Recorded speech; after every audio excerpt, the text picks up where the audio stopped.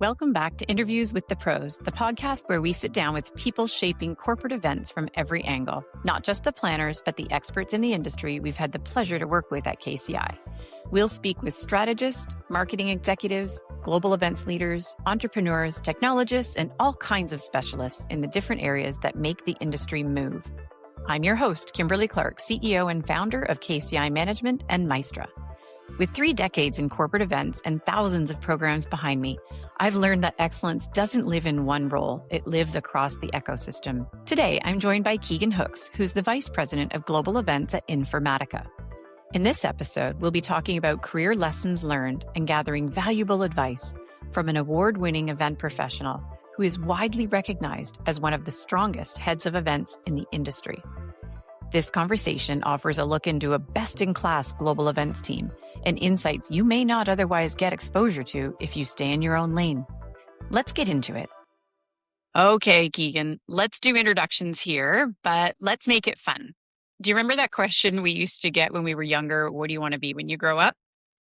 Can you answer that for us and tell us what you actually do now that you've grown up? I remember the first job I ever wanted. I was in 5th grade and I was running on track with all the boys and I hated it. And I thought, how do I get out of this?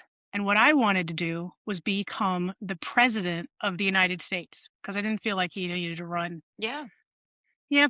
And I always felt that I could see through chaos and spot the path forward. And I was strangely drawn to being responsible for high stakes decisions and accountable for visible outcomes and all those things. But of course, at 10 years old, I didn't have that language in my head. I just wanted to be the kid that was responsible for being the one in charge, the one that everyone looked to when things were confusing or they had to stand there and own what happened next.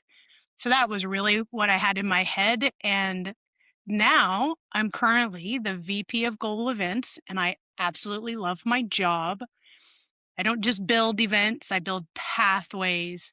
And programs are designed to accomplish a few things, right? Drive business value, strengthen the community, elevate brand, positioning, operational discipline, all while giving me the opportunity to manage high-performing teams, which I absolutely love. I thrive on supporting and building those teams. So while I never did end up in the Oval Office, my day job is still about orchestrating all of these large, complex systems and making tough calls under pressure and standing in front of the scoreboard when it's all over, taking accountability. And in its own way, it's his very own head of state corporate version life. So I kind of did it. Yeah, that younger version of you is so on point with where you are today and how I know you today. I love that. Thank you. Should we also share for the audience a little about when we first started working together and how our working relationship has evolved? Do you remember how it has progressed, where we You started and mean how we progressed? when you used to hang up on me? Well, I wasn't sure we're going to go there, but it might have happened only one time. Only one time. I deserved it. I deserved it. Yes, I was at SAP. It was managing operations there. We had an event in Toronto that was moving to Miami, and you were the agency supporting the Canadian participation or the Canadian corporate. What were you supporting? The field marketing. You were Yeah. supporting field marketing in Canada, Yep. and I was global events in the United States.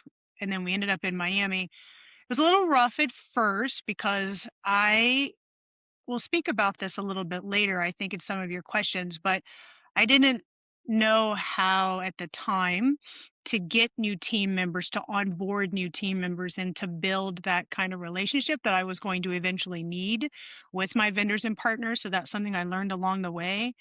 But eventually we got there, and here we are today.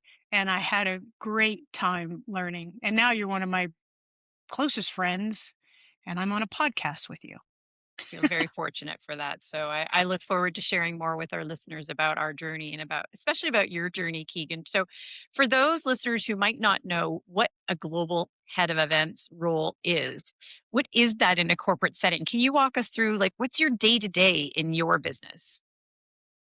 Well, my work spans 3 flagship companies. each representing their own different growth stages, right?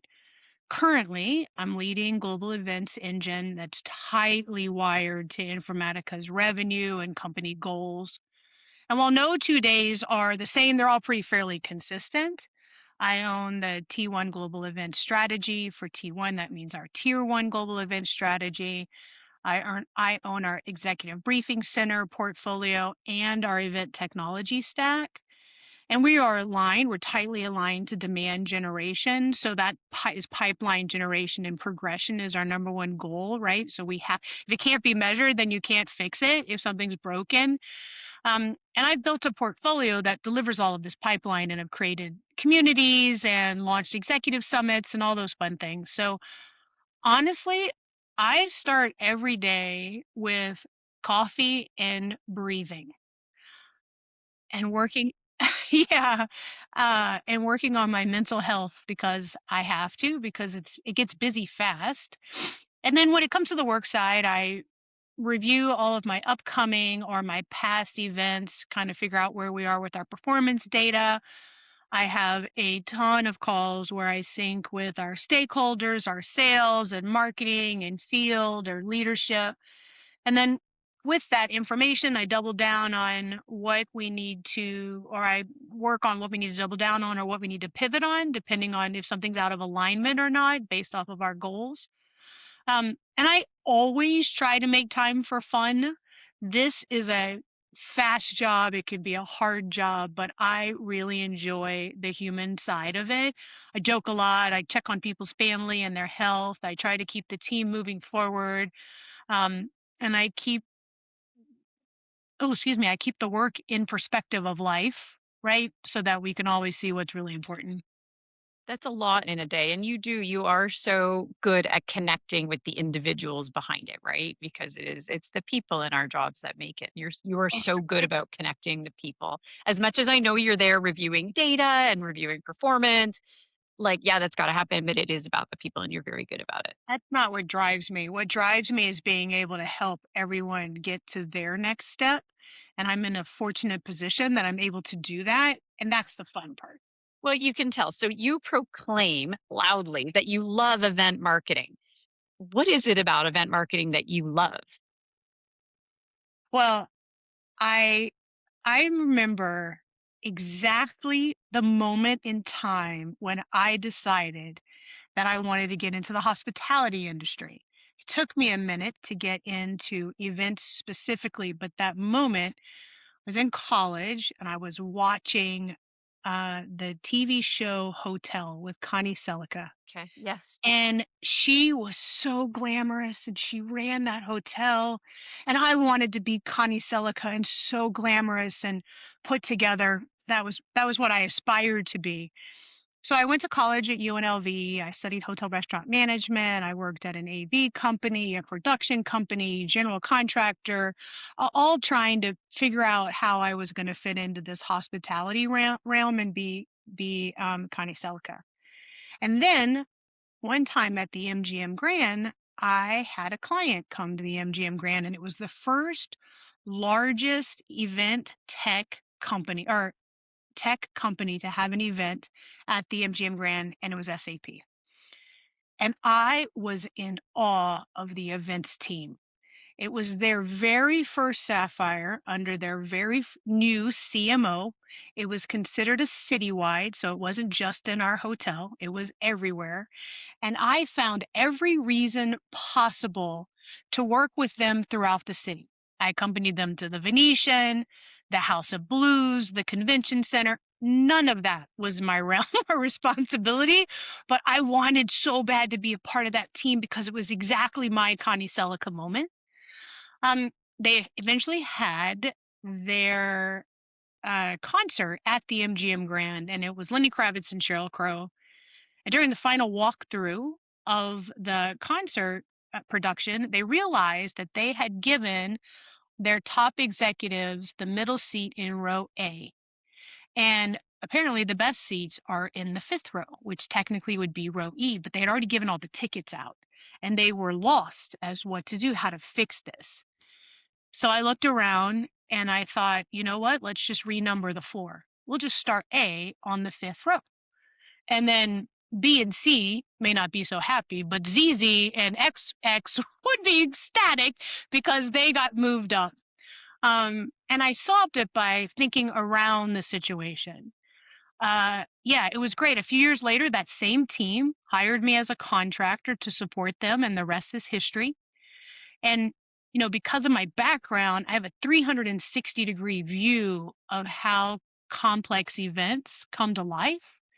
So I don't just order an experience to happen. I have the true understanding of what it really takes to build it. So, you can push for innovation without being unrealistic, and you can anticipate problems before they surface. And that helps me earn the trust across the technical, the operational, and the executive stakeholders. And this well rounded path is a huge part of why I can run sophisticated event portfolios with confidence and credibility. And it all started with, with the MGM Grand concert and redoing the floor. Isn't that And crazy? it's clear you love what you do, right? I hear your passion for it. And that experience you had with SAP coming to Vegas, I hear you say you inserted yourself. Oh, And you always. teach that. I teach that. Again, I've learned so much from you, but we have a phrase here that's stick your foot in the door. Like the boardroom, the door is closing. You stick your, what are you guys talking about? What's going on in here? Always. And that's what I think more people need to do, especially as women. Yeah. If I'm allowed to say Please. that, You're, right? yes. I truly believe that women have a harder time having that kind of confidence and doing it and standing strong and taking the breath and moving forward and failing with a parachute. I mean, that's what a job is, right? It's the ability to fail with a parachute. You have a mentor that comes in. There's nothing I can't fix. So I say, test it, be a calculated risk taker, try it, fix it, or try it, do it, and then I can fix it if I need to. So, but that's always been my mantra. I would have made a good president, I think. And please don't discount yourself. Your time is still coming. Please. You never know. You Yeah, never know. I'd vote for you from here in Canada. Okay, that's a really good segue though about there's nothing we can't fix and test it and try it and again back to the learnings from you. Um, you know, you're known for building high performing teams, this, and for spotting pressure points early before they become actual problems. So, how do you think about resourcing an event in the right way, especially when you're balancing internal teams and agencies? You're so good at that. How do you go about that? Well, I love building. I love building. And I'm brutally honest and clear on if I need brains, hands, or speed, right? Brains, hands, or Speed, speed. Okay. fast. Do we Mhm. need to do it now fast? Do I need somebody to think about it? Do I need somebody to do it? What am I doing here, Great right? distinctions. I like that. So I map out the event, figure out what needs to be perfect and what can be good enough, especially this year. I also think that's something else that people miss. Everything needs to be perfect all the time, and that's just simply not true, right? So I create work stream models, determine where the resources currently are within our team, um, and then I focus on building the team. And when I say team, it's really important for me to recognize that my team is not just my HR team. It's also the folks that either have the ability to or the desire to or maybe a dotted line into the event, right? I have had quite a few instances in my career when employees from other departments have come to me and said, "Hey, I really like doing X on this project. Would you mind if I helped?" And I have worked with them to build a plan, incorporate them into the project, and in most instances, that move changed the direction of their careers. And they're really happy about it, and I'm happy about it, and we all went. We all won. Um, and for my team specifically, the ones that are HR responsibility to me, I like to build in redundancies in key areas, and I do a lot of cross training. I learned early in my career that keeping the same person doing the same job all the time could cause more chaos if they left or something happened. So I like to try to teach cross I also we're cross training, so that's important for me. And in terms of agencies specifically, coming from the corporate environment, we use a lot of contractor models, so that's what I grew up with. And I'm very, very comfortable selecting a best of breed or specialists from multiple agencies to support the program. I find that that model allows me to be cost effective, to get very specific on exactly what I need to fill the gap. And it seems to work for me. Most of my contractors, vendor agency partners have worked with me for 20 years. So I really thrive in that environment, right? So it really doesn't matter where you live or where your HR responsibility is. I have a lot of generals on my team, and they're across the company and all of my partners. It's true. And you do spend so much time you talk about that cross referencing, cross training. Um, I can remember a specific learning from you. And again, yes, I love your directness. But when I would just do something, I would just take care of it. I got it. It's done, Keegan. Your famous line, stop helping. You're not helping. I think I'm doing the right thing by just taking care of it and getting it done. And you're like, that doesn't help me for next year because I don't even know that had to happen. I'm like, here I think I'm helping. Stop helping. We've had a lot of agencies do that, and I love it, and it's fantastic. And I appreciate everything about it, right? So you're not doing anything wrong. I just like to try to give my team the opportunity to learn, and that's how they take that risk and they fail up because I'm there to catch them. But if I don't know what's happening, I can't teach them, and I need to put my people first. So I love when you guys come in and support us on the back end and you're there. We create this bubble so nothing can happen and they get to learn in this bubble and it's perfect. Like that is perfection for me. With that parachute, you just mentioned, and this is such a great segue that, catch them. Again, you recognize that many of our listeners are accidental planners, Keegan. They're not part of a global events team like you have here. But many of us did fall into a career. I mean, you're educated and you grew up in it, but it's just event marketing. We're self-taught. And again, as I mentioned, I credit you with teaching myself, so many of my team, and you're the gold standard. You are the best in class. You demand excellence of your internal folks, of your agency folks. It's very clear. You used to run an exercise with me, speaking of teachings and parachutes. Um, I think we called it, at least I called it, poking holes in my plan. I hated it. I got so nervous. But I really came to love it because to your point, I learned from you there's nothing we can't fix. And gosh, isn't it better to be prepared? So can you just kind of explain for our listeners, what that is, why you created it, and do you use it still in your team? Yeah, you do I too. ask Yeah. always, I Mhm. ask people to break my plan all the time.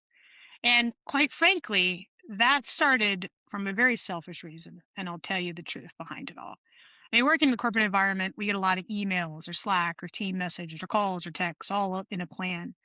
And to be honest, I am not good at reading long emails. And I get completely derailed in my life when someone just sends me a PowerPoint to go through. So I have to hear it and see it to understand it.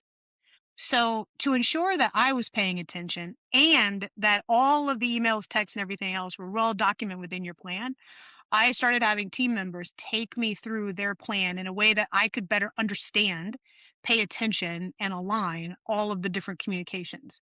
So, when you guys brought your plan to me, it allowed me the opportunity to be like, wait, I didn't tell them this, or maybe they didn't know that, right? And it allowed me to work through that whole thing.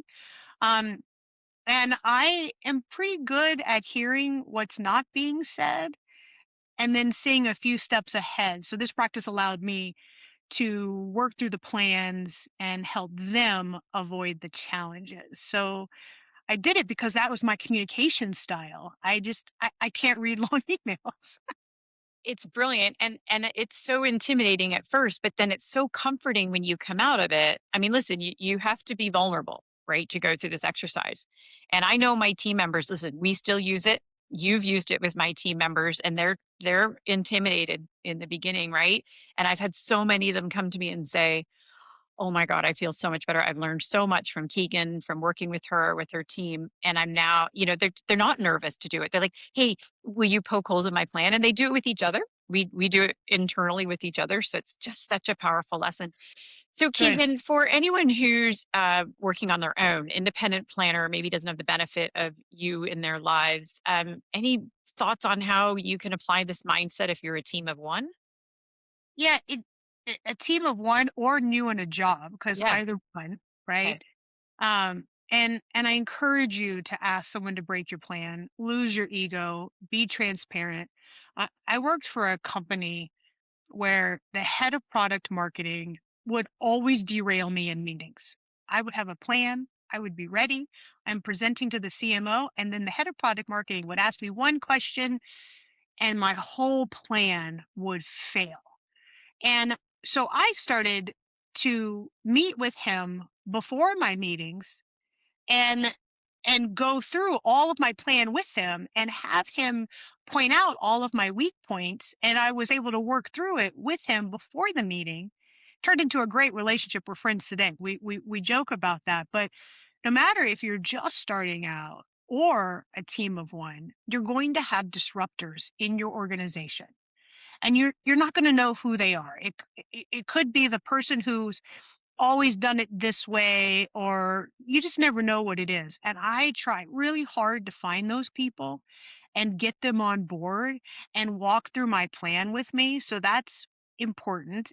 And what's also important is understanding what your priorities are from your boss to begin with, right? So you have to have alignment with your boss. What is important to that person? How is this event being measured? Right? Is it heads and beds, butts and seats? Is it pipeline? Is it net promoter scores? Like, what is important in your organization? And only your company is going to be able to tell you that. Everybody has a different priority, right? So get that one, find out who your disruptor is, and then have the two of them individually review your plan, and then you can move forward with it. And that's going to really help you as you're figuring this out within your organization. That's really good advice. I mean, you've got so many good teachings. Our listeners are so fortunate to hear this. So let's transition into, and again, such great advice so far. But let's kind of go the career advice way now.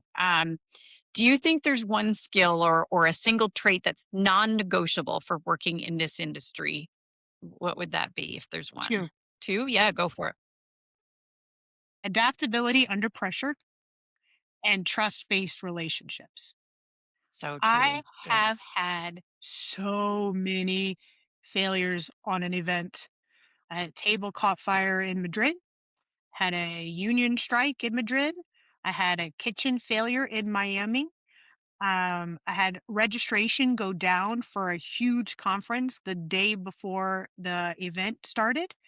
I've had union walkouts in San Francisco, and I've had huge catering issues in New Orleans. And so when my events fail, they fail on an epic level. And they do. They do. No matter, you know what I mean? No matter the plan. We had the roof collapse in Orlando. Like, things happen. Plans change. Leadership changes. Things break. You have got to be adaptable under pressure in order to think about it, have a plan, figure it out. And then you can't do it alone. No matter if you are an individual event planner, an accidental event planner, and P.S., we were all probably accidentally brought into this world anyway. You're You right. know, I'm sure Yeah. that's kind of how that happened. You have to have trust-based relationships with your team, your vendors, your partners. You're going to need a team. You cannot do it alone. So having that team is great. I'll never forget. I uh I was so tired of catering failures and all of these different events that we had, right? Because I don't know if I was asking too much at the time. I'm not sure what happened. So I started having my IT team carry wine openers on their belts. So if I I did you went just say IT, like your IT, like your tech team? IT team, my tech Okay.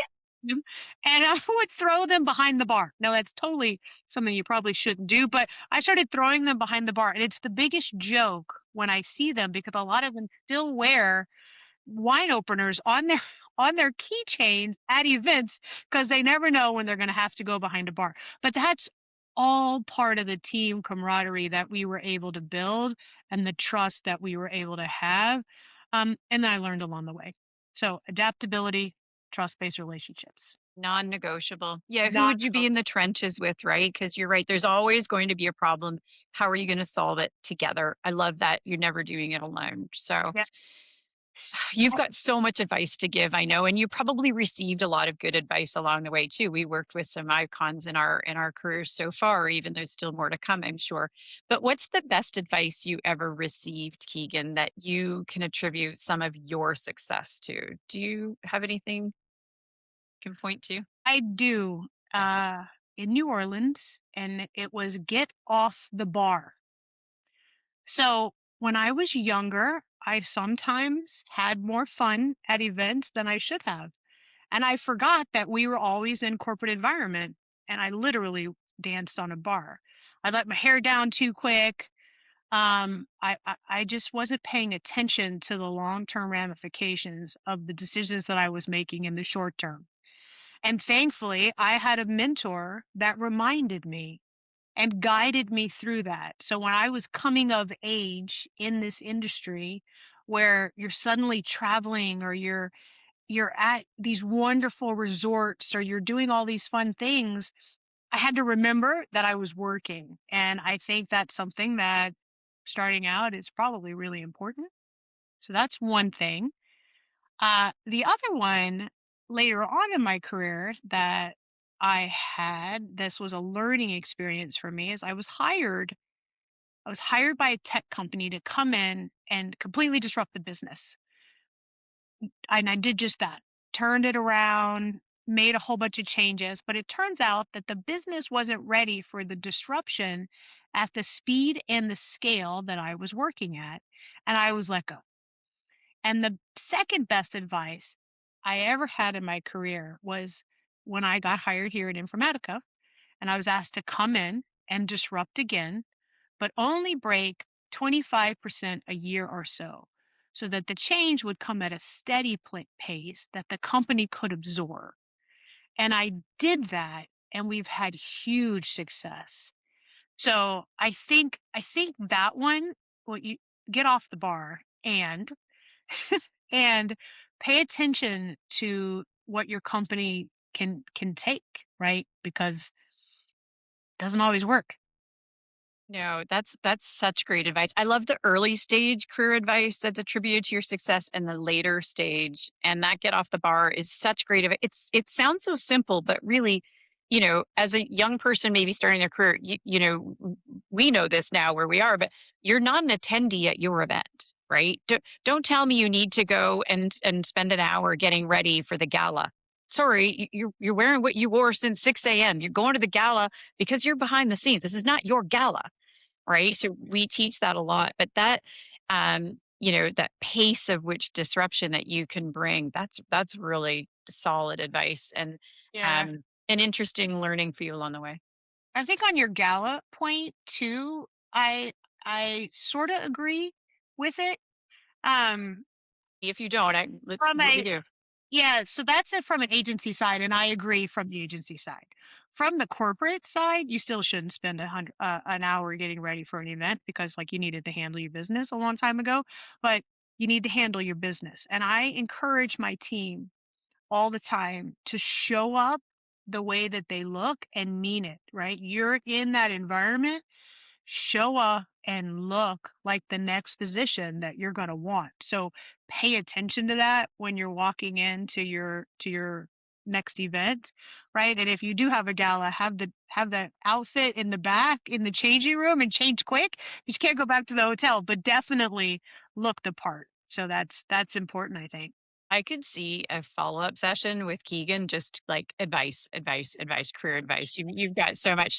So one last question to close for us then. And again, I do hope you'll come back and we'll just do a session on advice. But what's the best advice you like to give people who are in early stages of their event marketing careers? We've heard where you got yours and you can attribute your success to, but now you've got this audience. And I know some of the folks on your team are just starting out, or you've even, had people outside from other teams join yours.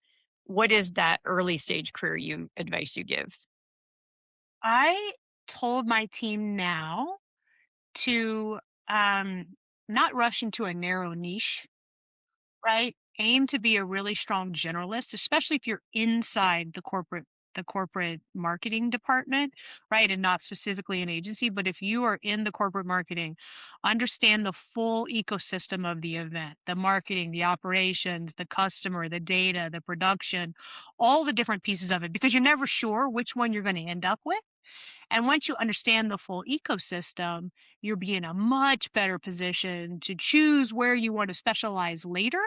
And then you'll become much more valuable to the business. So, when we started, when I was at SAP, I would have people that were only responsible for food and beverage, or only responsible for transportation, or whatever the case may be, and not really generalists across the whole organization. And if something happens to the business, you can outsource that. So don't be something that can be outsourced to an agency. Be a generalist, understand it all. That's important. Can I give you another one? I'd love to hear Okay. it. I like me, right? I can't read long emails. My eyes glass over. So right at the beginning, I shared with my team how I like to be communicated with. I think it helped them communicate with me in a way that I could understand them. So I'd encourage you to ask your boss. We're in the process right now of being acquired. And I asked them, what is the best way to talk to you? And they let me know. So now I know what to do. They are on Slack. If I send an email, no one's going to read it. But if I do it this way on Slack, someone's going to pay attention to me, right? So I have to figure out how to communicate with people. Everybody needs that. And then get involved in your network, or get involved and grow your network. Participate in all the great industry communities that are out there if you're allowed to, or you have the time and the money. I've been a remote worker for over 20 years. And to be successful and make relationships, pick up the phone and talk to people. And remember, it's a small community. So what you do today will follow you And maybe for don't hang sure. up on people when Well, when the there's phone always rings. that. There's always that. If you could not be in New Orleans and hang up on your client, that probably wouldn't hurt. For our listeners, in my defense, I was on a walkthrough that was running late for an executive program that really needed my focus, and I was going to get there as soon as I could, Keegan. Right. Um, that's such great advice there, Keegan. Truly, like, again, be curious, right? You're saying, ask the question, like, how do you want to be communicated to? Because not all your stakeholders are going to be the same all the time in terms of how they interact. And especially, I love your advice about, you know, don't worry about being a specialist, worry about being a generalist. And I hear you talk so much about metrics, results, being part of the business, right? The business of events. Like, we're not just here. I love your stories about, solving the catering issue, and you're so strong operationally, but I've seen you grow in your career so much that you are fully about how do the events that you and your team deliver, how do they contribute to the overall business? And you're probably one of the most masterful humans I've ever seen in terms of executive alignment. You've always had great direct conversations with your C-suite executives to understand and help be part of the conversations, that insert yourself or get your foot in the door. That's you. Like, you're having those conversations. Why are we doing this event? It's not about having, the right lattes at breakfast. Well, I have messed up more times than I was successful earlier in my career, and I stumbled on that. You know, right at the beginning, do we have to go, or can I talk to you? I'd love you to keep telling, Keegan. This is Okay. really good. Right at the beginning of my time with Informatica, I had to present the results of our program to our CEO, and I worked really hard. I put a whole deck together. I did not follow my own rules and have anyone break it ahead of time. And I presented this deck that was masterful, and he hated it. And I didn't answer any of the questions. I wasn't prepared to answer any of the questions that he asked me. Um, and I had to redo it and come back. But after I found out what was important to him, I never made that mistake again. To be fair, someone had reviewed it ahead of time. But anyways, you know what I mean? So I never made that mistake, but I tripped and I had to just keep going, right? And that was fine and it was great. Like, it was all successful at the end of the day, but I totally messed it up initially. So Uh, and that's how we learn, right? Absolutely. And catching each other. Oh my gosh, Keegan, you've given such great advice today. I'm so grateful for your time, for all the insights, continuing to teach me today with your time and my team. And I think your team, anyone that gets to work with you, agency, partner, vendor, those cross-functional teams you built, I think they're so fortunate. And don't stop being direct. Don't stop being you. You're I don't know how amazing. to. Thank I don't you know how to. very You know, much. if COVID taught us anything, COVID taught us nothing. It's that events and people connection are the most important piece, right? It's the most important, and you have to be able to measure it in some way, shape, or form. So that's where the data comes in. But you also have to have fun, because that's where the people and the human comes in, and that's my favorite part. I love having fun with you. I've loved having fun with you today. Thank you so much for Thank you. joining us. I'm truly grateful, Keegan. Thank you. Talk to you later. You bet. Bye. That brings us to the end of today's conversation with Keegan Hooks, Vice President of Global Events at Informatica. Thank you, Keegan, for sharing your perspective, your experience, and the work you're doing leading and teaching what best in class looks like in global events teams. Your insights into event marketing and the business of events is absolutely brilliant for anyone working in or around corporate events. For any of our listeners who wish to follow Keegan for more inspiration, can find her LinkedIn profile in the episode description.